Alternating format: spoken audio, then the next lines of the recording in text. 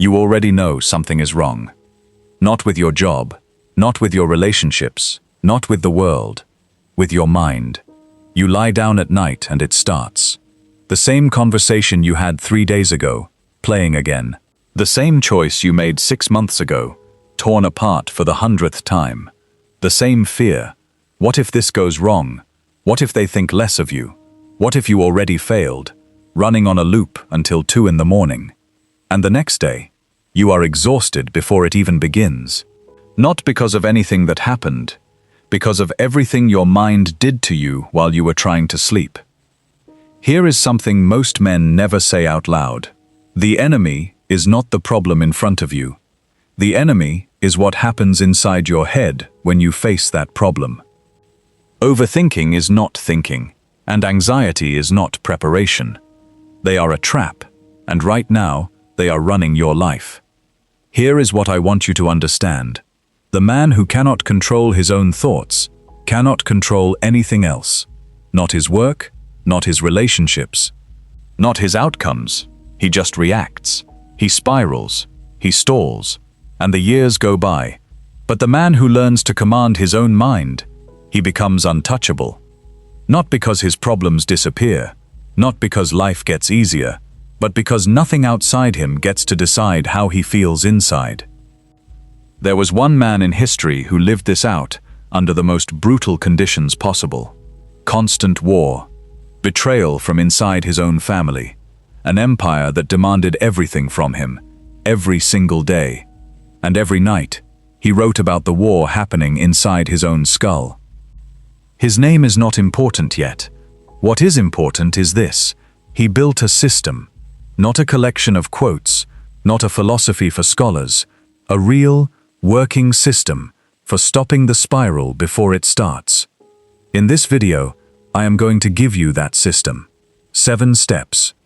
Each one sharper than the last, and by the end, you will not just understand why your mind runs wild, you will know exactly how to stop it. Let's begin. Most men believe they overthink because they are smart, because they care, because they want to get things right. That is the first lie.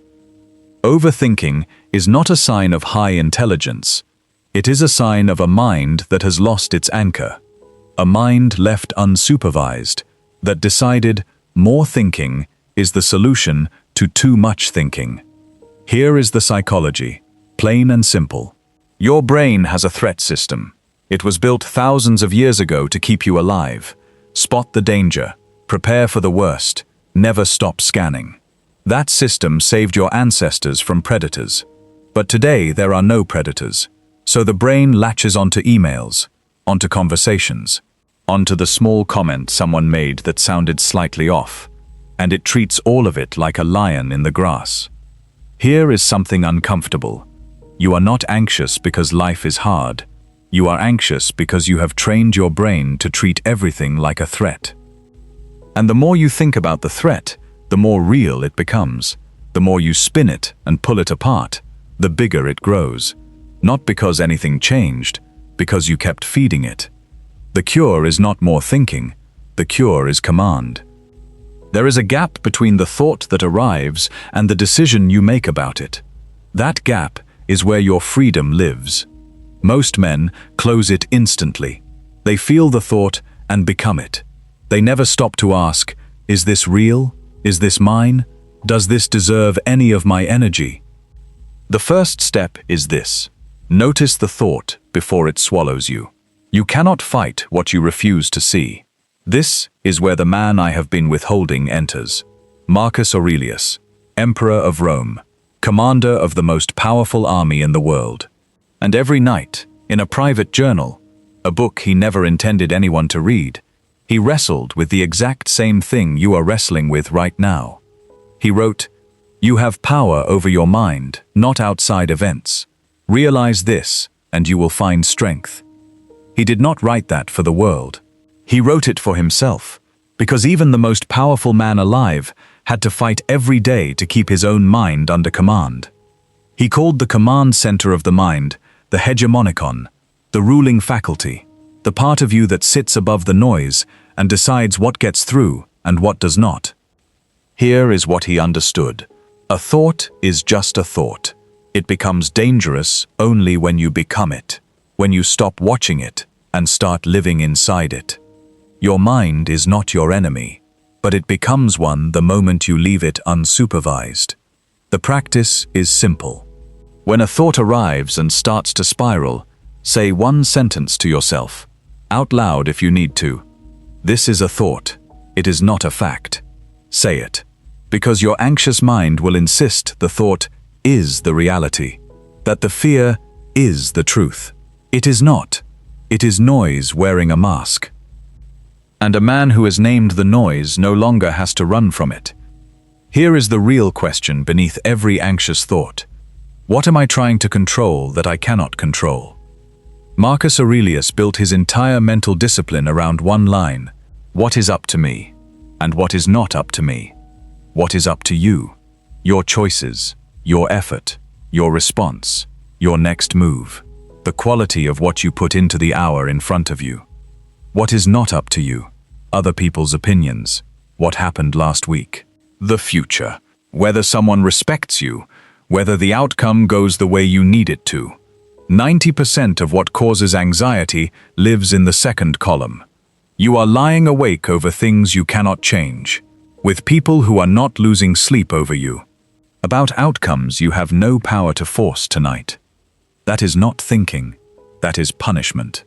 Most men watching this will ignore what I am about to say. They will agree, close this video, and then spend the next hour replaying a conversation that ended 3 weeks ago. Do not be that man. Every time anxiety rises, ask one question: can I act on this right now? If yes, stop thinking and start moving. If no, release it. Not because it does not matter, but because feeding it does nothing except drain the energy you need for the things that do. Marcus put it this way: make the best use of what is in your power and take the rest as it happens. Not weakness, precision. The man who masters this line stops punishing himself for things that were never his to carry. He walks lighter, he thinks clearer, he acts faster. Let me prove something to you. Every anxious man is afraid of the worst case. He circles it, avoids looking directly at it, and that avoidance is exactly what gives the worst case all its power. Marcus Aurelius did the opposite. He called it premeditatio malorum, premeditation of the bad. He would sit down, look directly at the worst possible outcome, and ask, can I survive this? Can I still act rightly even then? Almost always, the answer was yes. Here is what that does. It pulls the worst case out of the shadows and puts it on the table. And on the table, it loses its teeth. Because anxiety feeds on uncertainty, on the thing you will not look at, on the door you refuse to open. Open the door. Tonight, write down your biggest anxiety. Then write the absolute worst outcome. Then write one thing you would do the day after, not to fix everything, just to keep moving. You will find something that shifts the way you see yourself. The disaster you imagined was built to be a monster in the dark. In the light, it is smaller. It always is. And once you know you can face the worst, the everyday fears shrink on their own, because your mind has already been to the bottom and found solid ground. The man who has faced his worst case is not reckless. He is free. Let me tell you about a man. Call him Thomas. Thomas is 38, a project manager, good at his job, good to his family, but his mind has not stopped running in 4 years. Every night, the laptop closes. His mind does not. He replays the meeting from that morning. He rehearses every possible response to a comment his director made. He imagines being passed over for promotion, then fired, then unable to find work, all before 8 in the evening. He cannot sleep. He cannot be present with the people he loves. His mind is always 10 steps ahead, building the disaster before it arrives. One night, he stops. He picks up a book instead of his phone, and in it, he reads this: never let the future disturb you. You will meet it if you have to. with the same weapons of reason which today arm you against the present. 2,000 years old, written for exactly this moment. Thomas writes every fear down, draws a line down the page, left what he can act on, right what he cannot. The right column is full, he crosses it out, not because it does not matter, because feeding it was costing him everything. That night, Thomas sleeps. He is not a real man, but that choice is real, and you can make it. Anxiety lives in the future. Regret lives in the past. Power lives right here. Marcus Aurelius wrote in his private notes, "Confine yourself to the present," not as advice for monks who sit in silence, as a survival rule for a man governing an empire in the middle of war. The anxious mind refuses the present. It runs to every possible outcome, every imagined failure, every version of tomorrow where it all went wrong. And while it does that, today is being lost. Here is something most men never face. The present moment is the only place where you have any power at all. Not tomorrow, not yesterday, right now. This breath, this choice, this action. The future is not real yet. You cannot act in it.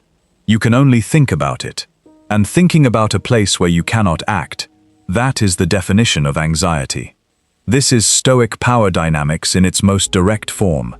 The man who stays in the present controls more than the man who lives inside his own head. While one man spirals, the other decides. While one man rehearses the disaster, the other is already building the response. That gap, that is strategic thinking, and it belongs to the man who has learned to command his own timeline. When the spiral starts, drag your mind back. Not gently, command it. One move you can use right now. Name 5 things you can see. Say them out loud if you need to. Your feet on the floor, the light in the room, the weight of your own hands. It sounds too simple to work. It is not. It pulls the brain out of the threat loop and back into the body. Because your body is always in the present, even when your mind refuses to be. Here is something uncomfortable. Half of your anxiety is not about what might happen, it is about what already happened. The decision you cannot take back, the words you cannot unsay, the year you cannot reclaim, and no amount of thinking changes any of it. Marcus Aurelius called it amor fati, love of fate, not giving up, but a total acceptance that what is. The energy you burn fighting the past is energy stolen from the only moment where you can actually do something, now. He wrote, "Accept the things to which fate binds you." The weak man fights reality in his mind and loses every time. He keeps rewriting the past, looking for the version where it went differently. That version does not exist. It will never exist. The strong man accepts what happened so completely that he is free to act on what remains. The next time you catch yourself replaying a past event, stop. Say this aloud. That happened. It is done. What do I do now? 5 words. What do I do now? Not what should I have done. Not why did this happen. Not how could they. What do I do now? That is where your power lives. Not behind you. Right in front of you. Waiting for you to stop looking back long enough to reach for it. This is the step most men skip, because it is the most uncomfortable. You are going to die. Marcus Aurelius thought about death every single day, not out of darkness, out of strategy, because the man who faces his own mortality clearly sees his daily anxieties for exactly what they are: small. The argument with your colleague, the email you have not sent, the opinion of a man whose name you will forget in 5 years, the fear of looking foolish in a meeting that will not matter in a week. Against the backdrop of your one finite life, how much of that truly deserves your mental energy? Memento mori. Remember that you will die. Marcus kept that thought close, not to sink into despair, but to cut through everything that was not worth his time. And he was the most powerful man on earth. He still needed that reminder. You do too. Tonight, Ask yourself one question before you sleep. If I had 1 year left, would this thought deserve any of my time? Let that question do its work. It is not morbid. It is clarifying. It shrinks the spiral back to its real size. It shows you which fears are worth carrying and which ones are just noise dressed up as importance. A man who remembers he will die stops spending his life on things that were never worth living for. He chooses. He acts. He moves. You came to this video with a mind that runs on its own, that drags you into the future before breakfast, buries you in the past at midnight, leaves you exhausted in the space between what happened and what might. That is not your permanent state. That is a pattern, and patterns can be broken by the man who decides to break them. 7 steps. Notice the thought before it swallows you. Name it before it names you. Draw the line between yours and not yours. Face the worst case directly. Come back to the present by force. Release what is already done. Let the reminder of death make the small things small again. Marcus Aurelius did not do this once and become enlightened. He fought for it every single day. He was emperor of Rome, and he still had to write reminders to himself in a private journal at night. He still had to argue with his own mind. He still had to choose command over chaos, one thought at a time. If the most powerful man in history needed daily practice, so do you. Here is the consequence of the man who does not start. Another year lost to the spiral. Another decade of reacting to everyone else's world while his own stands still. He wakes up at 50 and realizes his mind spent his entire life running from shadows that were never real. And here is the consequence of the man who starts today. He becomes the man whose peace cannot be stolen, not by his boss, not by the news, not by the thought that arrives uninvited at 2 in the morning. That man does not wait for the noise to stop. He gets harder than the noise. If this hit you, comment the word discipline below. No explanation, no paragraph, just that one word, because the men who say it have already made a choice, and the men who scroll past have already made a different one. The next video will cost you another layer of weakness. Make sure you are ready for it.